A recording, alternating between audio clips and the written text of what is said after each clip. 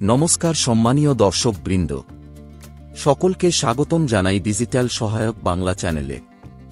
আজকের এই ভিডিওতে আমরা আলোচনা করব এইচডিএফসি ব্যাংক স্কলারশিপ নিয়ে, কিভাবে অনলাইন আবেদন করবেন এবং এই স্কলারশিপ পাওয়ার জন্য কি কি যোগ্যতা থাকা দরকার। এইচডিএফসি ব্যাংকের পক্ষ থেকে প্রতি বছর মেধাবী ও আর্থিকভাবে পিছিয়ে থাকা ছাত্রছাত্রীদের জন্য এইচডিএফসি ব্যাংক পরিবর্তন ইসিএসএস প্রোগ্রাম স্কলারশিপ দেওয়া হয়। এই স্কলারশিপের উদ্দেশ্য হল ছাত্রছাত্রীদের উচ্চশিক্ষা চালিয়ে যেতে আর্থিক সহায়তা প্রদান করা। 2024-25 অর্থবর্ষে অনলাইন আবেদন প্রক্রিয়া শুরু হয়েছে। আপনি বা আপনার পরিবারের কেউ এই স্কলারশিপে আবেদন করলে 15,000 টাকা থেকে 75,000 টাকা পর্যন্ত স্কলারশিপ পেতে পারেন। এই স্কলারশিপ কারা কারা আবেদন করতে পারবে, চলুন দেখে নেওয়া যাক।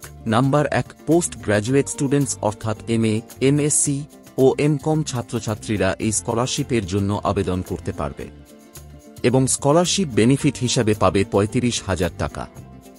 নাম্বার 2, আন্ডার গ্র্যাজুয়েট স্টুডেন্টস অর্থাৎ বিএ, বিএসসি ও বিকম ছাত্রছাত্রীরা এই স্কলারশিপের জন্য আবেদন করতে পারবে এবং স্কলারশিপ বেনিফিট হিসাবে তারা পাবে 30,000 টাকা।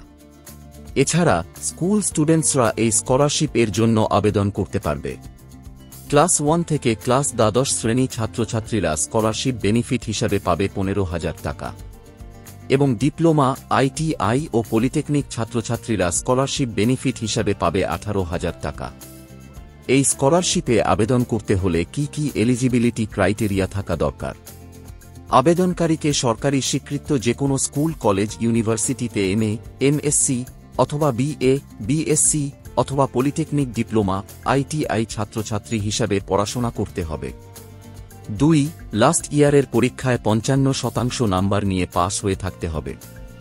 3, পারিবারিক বার্ষিক আয় 2.5 লক্ষের কম হতে হবে।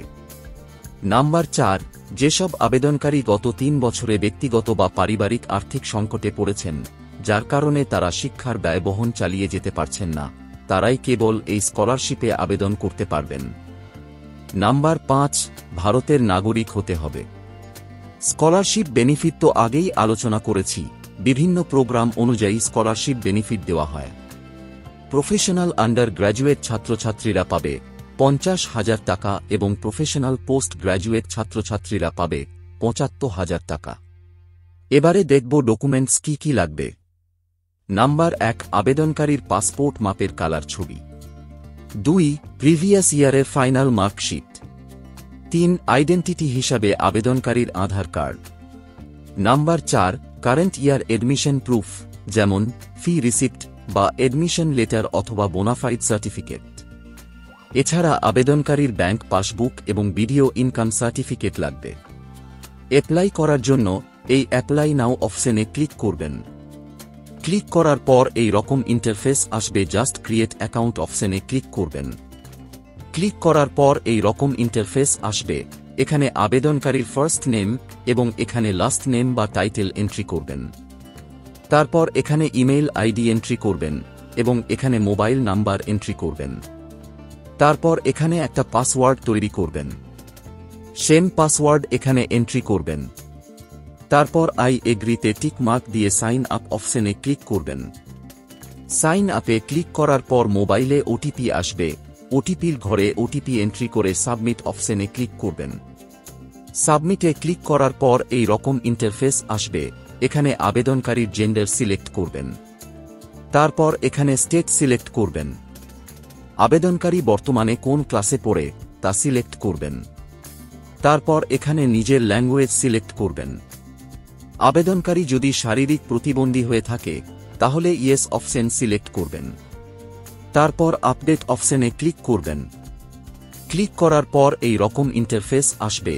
জাস্ট স্টার্ট অ্যাপ্লিকেশন অপশনে ক্লিক করলেই অ্যাপ্লিকেশন ফর্ম ওপেন হয়ে যাবে। তারপর অ্যাপ্লিকেশন ফর্ম ভালো করে ফিল আপ করে সাবমিট করে দেবেন। তো ফ্রেন্ডস, ভিডিওটি এই পর্যন্তই।